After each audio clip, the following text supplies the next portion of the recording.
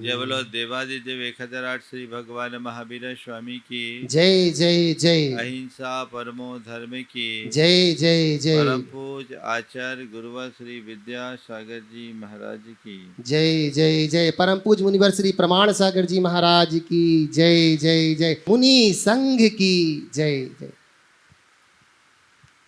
जीवन में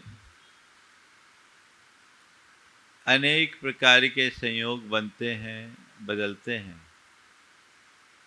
घटनाएं घटती है।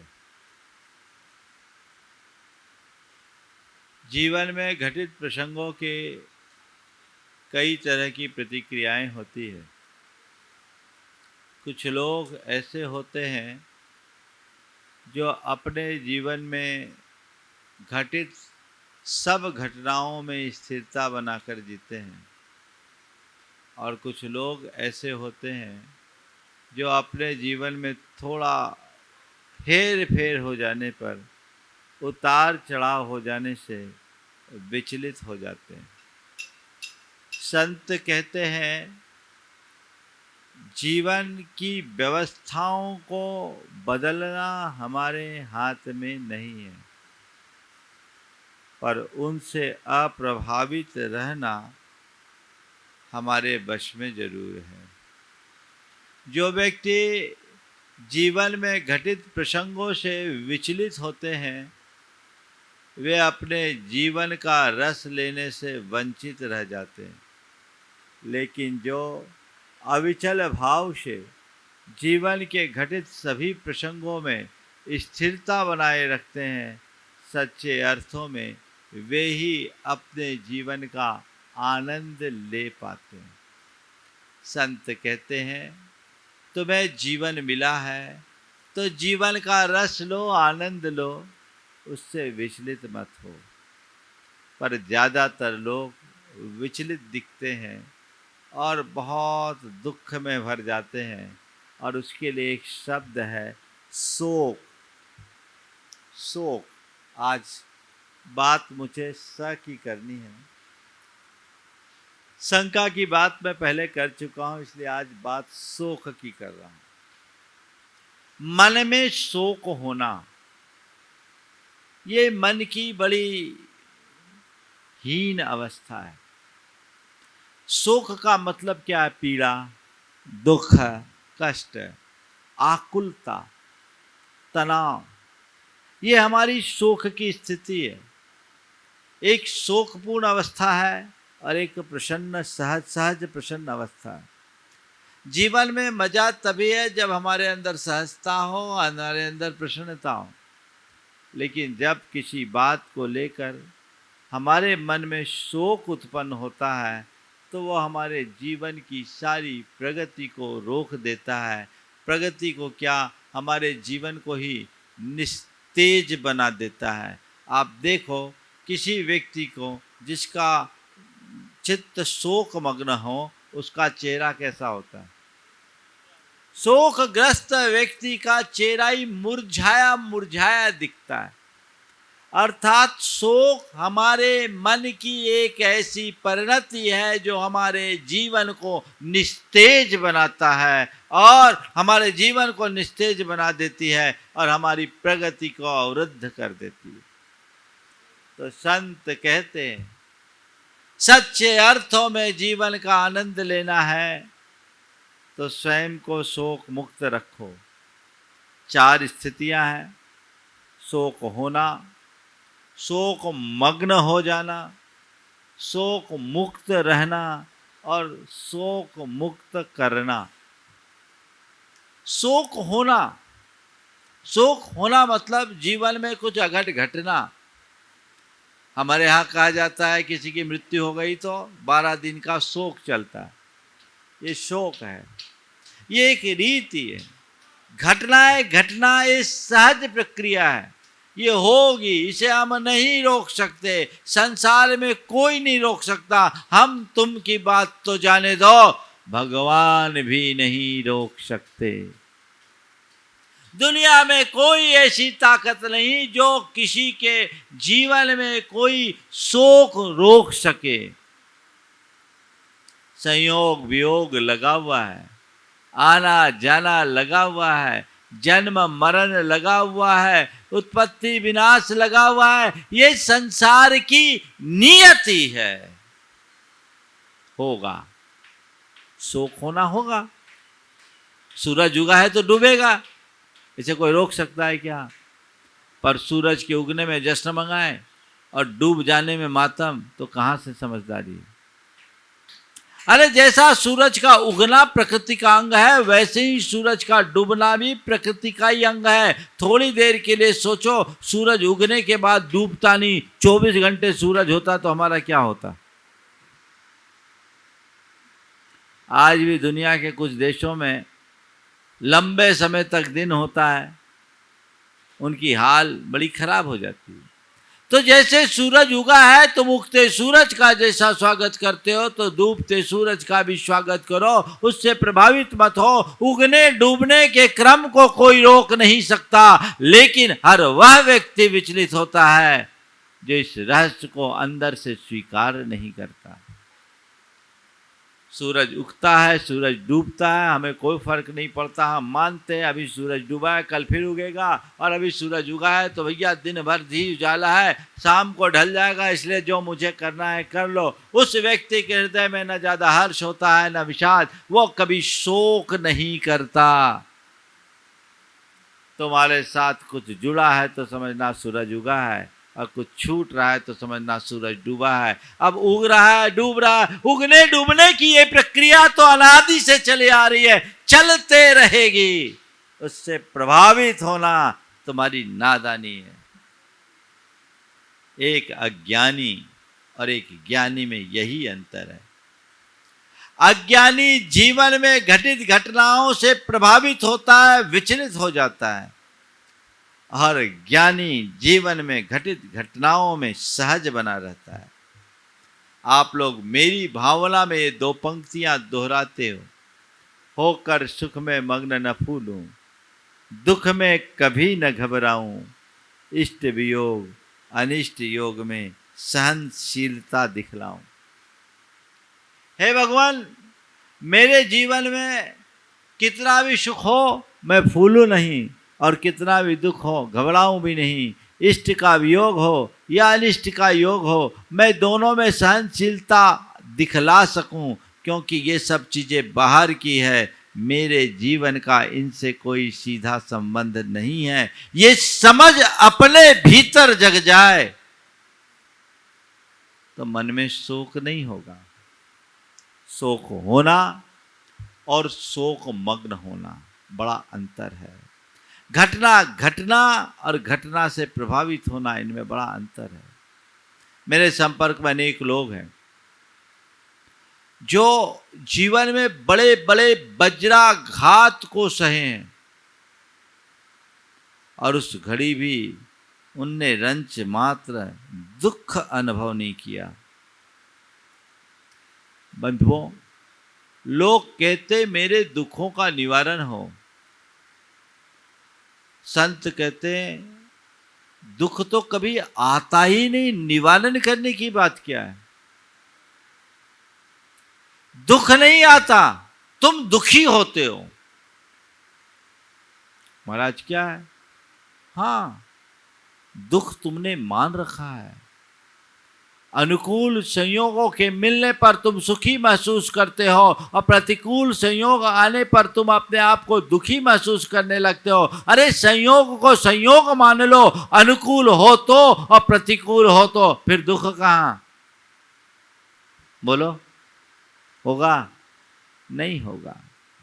तो शोक या दुख उनके हृदय में होता है जो जीवन की वास्तविकता को नहीं समझते। ऐसे लोग हैं जो एकदम शोक में मग्न हो जाते हैं, डूब जाते हैं, रात दिन एक ही चिंता में लग जाते हैं। मैं दो उदाहरण से अपनी बात कर रहा हूं। एक व्यक्ति जो शोक मग्न होने पर क्या दशा होती है। एक व्यक्ति से एक बड़ा डील किया, विश्वास में उसने उसे 80 लाख रुपए दे दिए, बिना लिखा पढ़ी के दिए। 80 लाख दे दिया। लेन देन ऐसे बिना विचार के करना नहीं चाहिए, समझदारी से करना चाहिए। लेकिन 80 लाख रुपया दिया और उस व्यक्ति की हैसियत के हिसाब से वो 80 लाख की रकम ज़्यादा थी। 80 लाख रुपया दिया और सामने वाले ने उसकी नीयत खराब कर दी, उसने उसे डकार लिया, ठेंगा दिखा दिया। अब उस व्यक्ति के मन में उसका बड़ा गहरा आघात पहुंचा।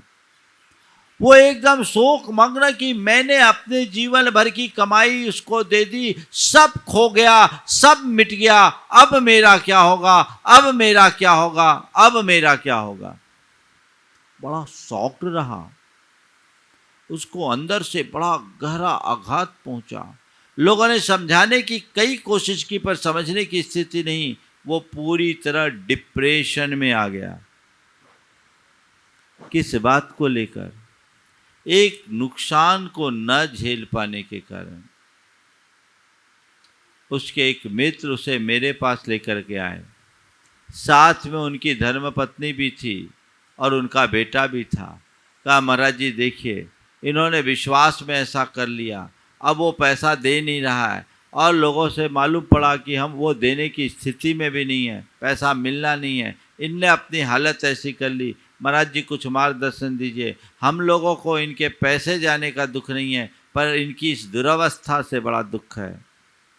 मेरे पास बैठा, मैंने उसे समझाया कि भाई गलती तुम्हारी है, तुमने एक व्यक्ति पर भरोसा करके इस तरह का लेन देन कर लिया। व्यापार में भावना में बहकर कोई निर्णय नहीं लिया जाता, व्यापार हमेशा बुद्धि से किया जाता है। तुम सोच समझ कर किए होते तो तुम्हारे साथ आज ऐसी नौबत नहीं आती। जाना था सो चला गया, अब इस बात को लेकर अधिक तनाव मन में मत रखो। तुम ये देखो कि इतना सब कुछ जाने के बाद भी आज तुम्हारे पास इतना कुछ है कि तुम अपने जीवन को आगे बढ़ा सकते हो। बेटे ने कहा महाराज आगे नहीं बढ़ा सकते, बहुत कुछ कर सकते हैं। तो मैंने कहा जो खो गया उसमें दिमाग लगाने की जगह जो बचा उसे संभालने में लगाओ। तुम रात दिन ऐसे एकदम शॉक्ड होकर के पड़े हो, अगर आज सक्रिय हो गए तो 80 लाख की जगह तुम 8 करोड़ भी पैदा करने में सक्षम हो सकते हो। जो खो गया उसे भूल जाओ और अपने मन को समझाओ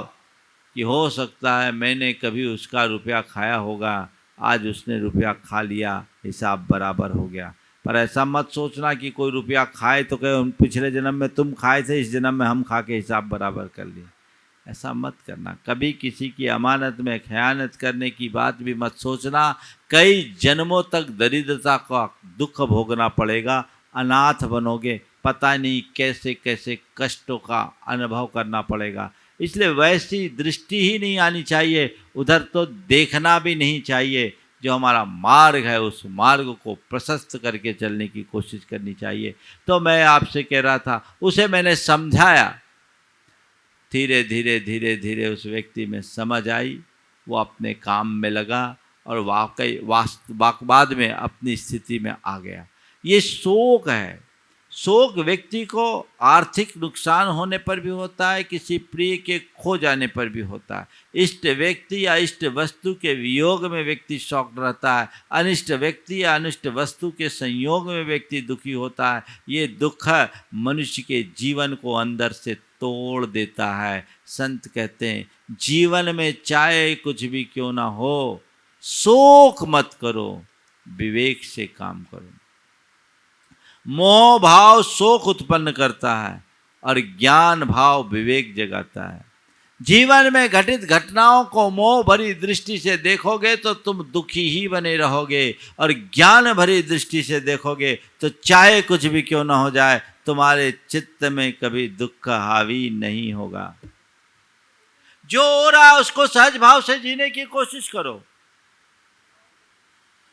ऐसा कई लोगों के साथ है। अब अभी देखो सामने ताजा ताजा प्रकरण है। मुकेश भाई आज हमारे बीच से गए। एक बहुत बड़ी घटना, एक ऐसा शख्स जो बहुत होनहार और क्रियाशील कर्मठ, परिवार का आधार, लेकिन इस घटना को उस परिवार ने कितनी धैर्य और समझ के साथ सहा। किसके बदौलत? ज्ञान के बदौलत। होनी थी स्वीकार करो। सारा सुख शांत हो जाएगा। कई लोग हैं जो ऐसी समझ रखते, भैया जो होना था सो हो गया, झटका तो लगता है, दुख भी होता है, लेकिन दुख होना और दुख में इतने व्याकुल हो जाना कि सब कुछ भूल जाना अच्छी बात कभी नहीं। इस तरीके से जीवन जियो कि तुम्हारे जीवन में कोई दुख प्रसंग आए ही नहीं, और यदि आ जाए तो कोई बात नहीं, उसे सहज रूप से स्वीकार करो। शोक मग्न मत रहो, शोक मुक्त रहो, और स्वयं शोक मुक्त रहो, दूसरे को शोक मुक्त करो। जीवन को शोक मुक्त बनाए रखने के लिए 4 बातें आज मैं आप सबसे कहना चाहूँगा। यदि इन 4 बातों को याद रखोगे, आत्मसात कर लोगे, तो जीवन में कभी तुम्हारा मन शोक मग्न नहीं होगा, तुम्हारा चेहरा कभी मुरझाएगा नहीं, हमेशा खिला रहेगा। नंबर 1, जीवन की नश्वरता को याद रखो। क्या बोला? जीवन की नश्वरता का स्मरण करो। संसार में जो भी संयोग है ये क्षण भंगुर है, आज है कल रहे न रहे। जिसने जन्म लिया है उसका मरण निश्चित है। ये जीवन की नश्वरता है, ये जीवन का यथार्थ है। एक दिन आए हैं, सबको जाना है। हम, कोई गया है, हम आए हैं, हम जाएंगे, कोई आएगा। ये संसार है, आना जाना लगा हुआ है। जिस जीव का जिसके साथ जितने दिन का संयोग है वो उतने ही दिन टिकेगा, और हर संयोग वियोग में है, हर संयोग वियोग में, हमें उससे विचलित होना। सब क्षण भंगुर है। इन ऐसा अगर सोचोगे तो हमारे मन में न तो किसी के प्रति आसक्ति होगी, न ही किसी प्रकार का अभिमान, और जो व्यक्ति आसक्ति और अभिमान से मुक्त होगा उसके चित्त में कभी शोक भी हावी नहीं होगा। है ठीक है, ऐसा ही है, किसका शोक करना, आना जाना लगा हुआ है, ये नश्वर है, हम क्यों रोए। देखो एक छोटा बच्चा होता है, वो बैलून से खेलता है, खेलते खेलते में अगर बैलून फूट जाता है तो बच्चा रोता है, रोता है कि नहीं रोता? खेल खेल में बैलून फूट जाने पर बच्चा रोता है, बड़े समझाते हैं बेटा मत रो, बैलून तो फूटने के लिए होते हैं, दूसरा ला देंगे। क्यों? आपको पता है कि बैलून फूटने के लिए होते हैं, इसलिए फूट जाने से आपको कष्ट नहीं, पर बच्चे के लिए वो बैलून उसका बहुत बड़ा खिलौना है, फूट गया, उसे ये पता नहीं कि फूटने वाला है, तो रोता है। संत कहते हैं जैसे बैलून फूटने के लिए हैं, वैसे संसार का हर संयोग फूटने वाला है। सब संयोग बैलून की तरह है, कब फूट जाए पता नहीं, फूटना ही है, इसलिए रो मत। जो इस सच्चाई को जानते हैं वो अपने जीवन में बड़े से बड़े वज्राघात को भी सह लेते हैं। ठीक है, ये ऐसा ही होना था, इसको लेकर क्या रोना, स्वीकार करो। हमारे पास इसके अलावा और कोई चारा नहीं है। जीवन नष्ट हो जाए, धन खो जाए, यौवन खो जाए, कुछ भी हो जाए, सब स्वल्प काल के लिए। हमारे यहाँ कहा गया धन, जीवन और यौवन तीनों जल बुब्बुद समान, पानी के बुलबुले के समान है। आज है कल रहे न रहे कोई पता नहीं। ये सच्चाई जानो तो भाई इतनी देर के लिए ये खेल, इतनी देर का क्या शोक, कभी शोक नहीं होगा। आप जब कहीं यात्रा करते हैं, कई व्यक्ति आपसे मिलते हैं और उस मेल जोल के क्रम में किसी के साथ आपकी बड़ी प्रगाढ़ता और आत्मीयता भी हो जाती है, पर उस व्यक्ति का पड़ाव आते ही वो वहाँ से उतर जाता है, जाने लगता है। आप लोग एक दूसरे को धन्यवाद देते हो और वहाँ से निकलते हो, टाटा बाय बाय होता है, काम खत्म। मन में शोक होता है क्या? अरे बहुत अच्छा आदमी था, चला गया। क्यों? वो तो इतनी ही देर के लिए था, उसका पड़ाव आया चला गया, पड़ाव पर मुझे जाना है। मन में कोई विकल्प नहीं, रोज का अनुभव है। संत कहते हैं ये दिन 2 दिन का सफर है और ये 150 बरस का सफर है। जिंदगी में तो सब कुछ एक सफर की तरह है, एक सफर की तरह है। सफर है और हर व्यक्ति उसमें अपना, हर व्यक्ति, हर प्राणी यात्री है। सबका अपना अपना गंतव्य है, सबकी अपनी अपनी मंजिल है। जिसकी जब मंजिल आएगी वो वहीं उतरेगा। उसे तुम रोकना चाहो भी तो नहीं रुक सकते, न तुम रुक सकते न वो रुक सकता। ये चल रहा है तो चल रहा है, तुम इसके साक्षी बनो, इसे स्वीकार कर लो कि भैया इसकी मंजिल यही थी, इसकी यात्रा यहीं तक थी, खत्म कहानी। अब आगे चलेंगे, एक छूटेगा दूसरा मिलेगा, एक आएगा एक जाएगा दूसरा आएगा। यही तो संसार की वास्तविकता है। यह आना जाना लगा हुआ है। मैं इनसे रंच मात्र भी प्रभावित नहीं होना चाहता, मुझे अप्रभावित रहना है। जीवन की नश्वरता को समझने वाले व्यक्ति कभी शोक मग्न नहीं होते। दूसरी बात, कर्म सिद्धांत पर विश्वास रखो, कभी दुख नहीं होगा। कर्म सिद्धांत पर विश्वास रखो कि मेरे जीवन में जो भी अच्छे बुरे संयोग हैं वे सब मेरे कर्मों के निमित्त से हैं। ये सारे संयोग मेरे कर्मों के निमित्त से हैं, कर्माधीन हैं। और कर्म का चक्र तो चला हुआ है, इसमें शोक क्या करना, इसमें दुखी क्या होना। जो व्यक्ति अंदर से मजबूत होते हैं वे कर्मों के बड़े बड़े आघात को भी बड़ी आसानी से सह लेते हैं, और जो व्यक्ति अंदर से कमजोर होते हैं वो साधारण सी घटना में भी विचलित हो जाते हैं। सब संयोग को कर्म अधीन मानिए, और ये यथार्थ है कि नहीं। सामान्य व्यक्ति के मन के विरुद्ध जब कुछ घटता है तो आंसू बहाता है, और ज्ञानी व्यक्ति के सामने बड़ी सी बड़ी विपत्ति आती है तो उसे सहज रूप से स्वीकार कर लेता है। यह स्वीकार भाव ही मनुष्य को सुखी बना देती है। सेठ सुदर्शन को सूली पर चढ़ाने का आदेश दे दिया गया। कितना बड़ा कष्ट था, कितना बड़ा दुख है। एक निर्दोष व्यक्ति को सूली पर चढ़ाने का आदेश। लेकिन सुदर्शन सेठ ने क्या कहा? रोया गाया, शोक किया, आंसू बहाया, हाथ जोड़े, मिन्नत की, राजा से कहा कि नहीं नहीं मैं निर्दोष हूं, मुझे क्षमा कर दो। नहीं, ध्यान रखना, अज्ञानी लोगों के सामने गिड़गिड़ाता है और ज्ञानी जीवन में आने वाले हर परिस्थितियों का दृढ़ता से मुकाबला करता है, डटकर सामना करता है। उसे कर्म सिद्धांत का बोध था। उसने सोचा कर्म का उदय आया है, कर्म ये खेल खिला रहा है, खेलो, स्वीकार करो।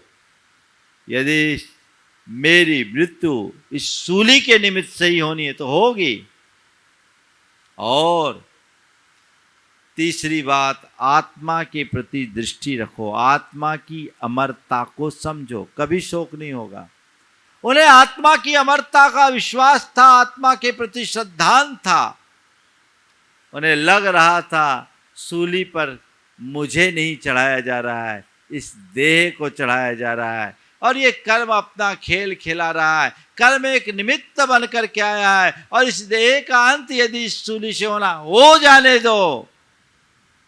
मेरा तो न कभी जन्म है न कभी मृत्यु, न मैं मृत्यु कुतो भीति। जब मैं मृत्यु रूप हो ही नहीं तो डर कैसा? क्यों रो, क्यों शोक करूं? किस लिए शोक करूं? किस लिए पश्चाताप करूं? किस लिए दुखी हूं? मैं भी औरों की तरह इस दृश्य का दृष्टा मात्र हूं कि एक तन को सूली पर चढ़ाया जा रहा है, पर मैं अजर अमर अविनाशी आत्म तत्व हूँ, मुझे तो कोई छू भी नहीं सकता। सूली पर चढ़ाने की बात तो बहुत दूर है। वे आत्मस्थ होकर पंच परमेष्टि का स्मरण किए, नतीजा सूली भी सेज बन गई। जय जयकार हो गई सेठ सुदर्शन की। ये शक्ति कहां से आई? ये शक्ति तत्व ज्ञान की शक्ति है। इसलिए संत कहते हैं कर्म सिद्धांत पर विश्वास करो, तुम्हारे जीवन में दुख संकट आ सकता है, कष्ट आ सकता है, परेशानियां आ सकती है, मुसीबतें खड़ी हो सकती है, मुश्किलों का सामना करना पड़ सकता है, लेकिन तुम कभी शोक मग्न नहीं होगे, तुम्हारा मन कभी दुखी नहीं होगा। ये तय। क्यों? क्योंकि तुम में उसे स्वीकार करने की ताकत आ जाएगी। ये मेरे कर्म का उदय, स्वीकार करो। रामचंद्र जी को वनवास हो गया, रास तिलक होना था, वनवास। अगर ऊपरी तौर पर देखे तो कितना बड़ा अनिष्ट संयोग, पर उन्होंने शोक किया नहीं। उन्होंने क्या किया? कर्म का उदय, ये मेरे जीवन के निर्माण के लिए, वो सोच भी सकारात्मक थी, आगे बढ़ गए। अनेक महापुरुषों के जीवन में बड़ी बड़ी विपत्ति आई, पर उन्होंने उसे कर्म का उदय मानकर उसे सहज रूप से झेल लिया, आगे बढ़ा दिया। अब एक सज्जन है मेरे संपर्क में, पिछले कुछ सालों से उनके ऊपर बड़ी बड़ी परेशानी आ रही है, परेशानी पर परेशानी। एक परेशानी जाती है, दूसरी परेशानी आती, तीसरी जाती, चौथी, और एक दूसरे से बढ़ती जा रही। परेशानी आ रही है पर वो व्यक्ति परेशान नहीं है। मजा तो इसी का है, परेशानियां आए पर परेशान नहीं होना। आज ही सुबह उनका संदेश आया, मैंने पूछवाया कि क्या हाल है। उन्होंने बड़े मुस्कुराते हुए कहा, बस गुरुदेव से कह दो कर्म काट रहा हूं, कर्म काट रहा हूं। आपने सूत्र दिया है, जो सामने हो उसका सामना करो, सामना कर रहा हूं। दूसरा होता, महाराज बहुत परेशानी है, महाराज से कहो कोई कुछ उपाय बताए, क्या करूं, कुछ दिखता ही नहीं, सब तरफ अंधेरा ही अंधेरा है। अरे बाहर अंधेरा बाद में है, मन में अंधेरा है तो सब जगह अंधेरा है, और मन में उजाला है तो सब जगह उजाला है। खेल तो इसका है। मन में उजाला रखो, मन को मायूस मत होने दो। चाहे तुम्हारे जीवन में कैसे भी प्रसंग हो, घबराओ मत, शोक मत करो, स्वीकार कर लो। कर्म का उदय है, स्वीकार करो। अब रोने धोने से क्या होगा? एक व्यक्ति के साथ ऐसा हुआ, बेटे की शादी की, बेटा डॉक्टर। आजकल ये समाज में बड़ी विकृतियां हो गई और ये बड़ी चिंतनीय भी है। बेटा डॉक्टर, वो खुद डॉक्टर, उनकी धर्मपत्नी डॉक्टर और उनकी बेटी डॉक्टर। बेटी बाहर है, भारत में नहीं है। बेटे की शादी हुई, एक बड़ा डॉक्टर, एक वकील की लड़की से शादी हुई, और उन्होंने शादी के 3 महीने बाद उत्पात मचाना शुरू कर दिया लड़की ने।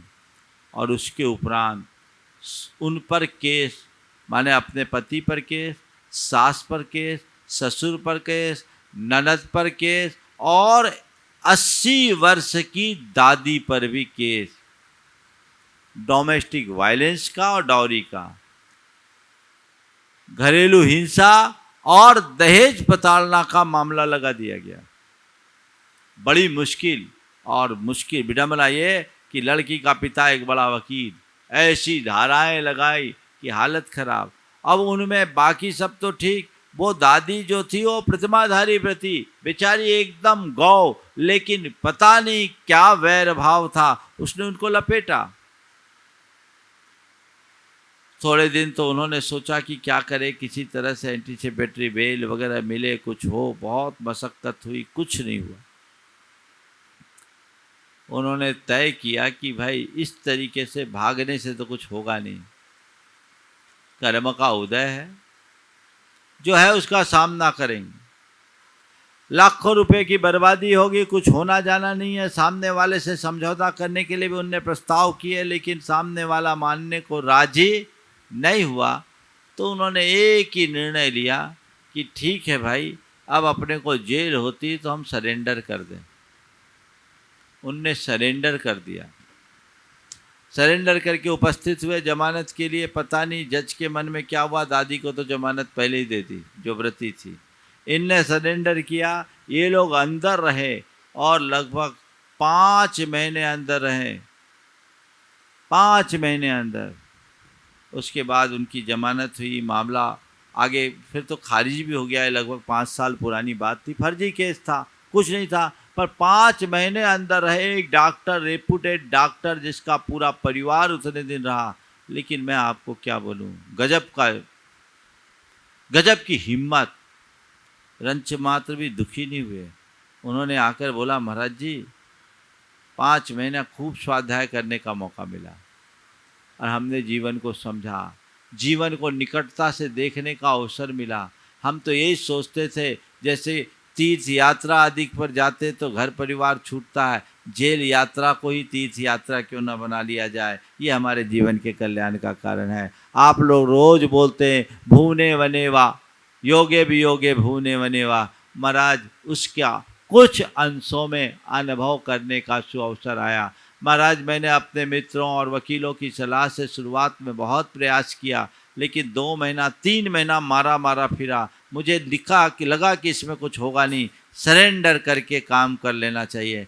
आज महाराज मैं बहुत खुश हूँ और ये सब आप लोगों के द्वारा दिए गए ज्ञान के परिणाम स्वरूप प्राप्त हुआ है। मैं अपने अंदर ऐसी स्थिरता जगाना चाहता हूँ। बंधुओं, मैं आपसे इतना ही कहना चाहूँगा, अगर तुम्हारे भीतर जीवन की सही समझ होगी तो बड़े बड़े संकटों में भी तुम स्थिरता रख सकोगे, और सही समझ के अभाव में हल्का सा आघात भी तुम्हें तोड़ देगा। मन को पक्का बनाओ, मुझे शोक नहीं करना है और नहीं किसी को शोक में डालना है। शोक मुक्त रहना है और शोक मुक्त रखना है। तो पहली बात, अगर अपने आप को शोक मुक्त रहना चाहते हो, रखना चाहते हो, जीवन की नश्वरता को समझो। दूसरी बात, कर्म सिद्धांत पर विश्वास रख करके चलो, मजबूत बनाओ। तीसरी बात, आत्मा की अमरता पर अपनी दृष्टि रखो। कुछ भी बिगड़ने वाला नहीं है। मेरी आत्मा अजर अमर अविनाशी है, उसका बाल बांका भी नहीं होने वाला है। और संसार के हर प्राणी की आत्मा अजर अमर अविनाशी है।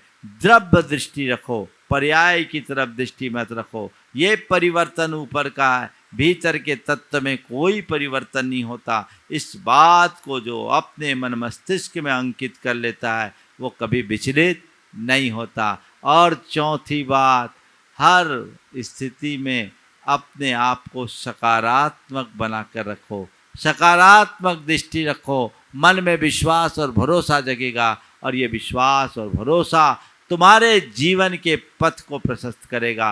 रोना धोना करने से किसी भी समस्या का समाधान नहीं होता। जीवन में अगर तुम्हारी सोच सकारात्मक है तो हर दुर्घटना को तुम सकारात्मक दृष्टि से देखोगे और उससे उभरने का रास्ता खोजोगे। उस दुर्घटना को अपने लिए एक चुनौती मानकर स्वीकार करो और अपनी कुशलता से उसे एक उपलब्धि में परिवर्तित कर दो, तो तुम्हारे जीवन में धन्यता घटित होगी और वो तुम्हारे जीवन को ऊंचा उठाएगा। तो शोक शास्त्रीय भाषा में आर्त ध्यान है, और हम अगर विज्ञान की भाषा में करें तो शोक एक पीड़ा है, चिंता है, जो हमारे शरीर को भी बर्बाद कर देती है। हमारे शरीर की अंतःस्रावी ग्रंथियों से अनेक प्रकार के जहरीले रसायन प्रकट कर देते हैं, जो हमारे जीवन के सुख चैन को समाप्त करके जीवन की सारी व्यवस्था को विनष्ट कर देती है। इसलिए आज शोक मुक्त जीवन जीने का हम मार्ग चुने और अपने जीवन के पथ को प्रशस्त करें। समय आप सबका हो गया, यहीं पर विराम। बोलिए परम पूज्य आचार्य गुरुवर श्री विद्यासागर जी महाराज।